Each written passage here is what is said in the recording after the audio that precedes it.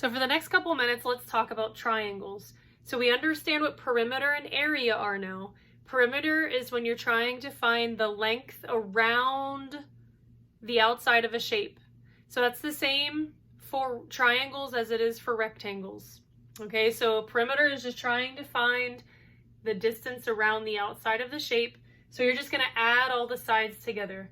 So we're going to have 12 centimeters plus 12 centimeters plus 6 centimeters. 12 plus 12 equals 24, plus 6 equals 30. So we know that the perimeter on this is going to equal 30. And again, we want to remember to put our unit that we're working with. So perimeter equals 30 centimeters, since that's the unit measurement we're working with. So perimeter is one-dimensional, so we just need to put the unit measurement. We don't need to put squared or cubed or anything with it. Finding the area is a little bit different, similar to a rectangle. So for a rectangle, to find the area, we just take the length times the width, or one side times the other side. And then you've got the area. Well, if you think about it like this, every triangle is half of a rectangle. So we can demonstrate this by, we have this nice triangle right here. And instead of these angles, if we were going to come straight up and then connect those sides, you can see that this area right here, if we were to flip it over and put it together, we would have another triangle that's exactly like this.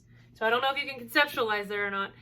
So to find the area of a triangle, you're going to use almost the same formula as a rectangle, but you're going to divide by 2. So the rectangle is length times width, but on a triangle, it's a little bit different.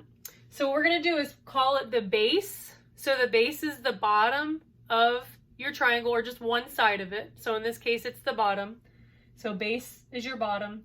And your height is not the length of a side, but it's the distance from your base to the opposite corner.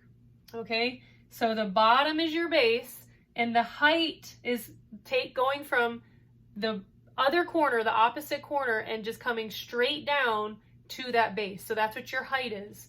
So you're not going to be multiplying side by side.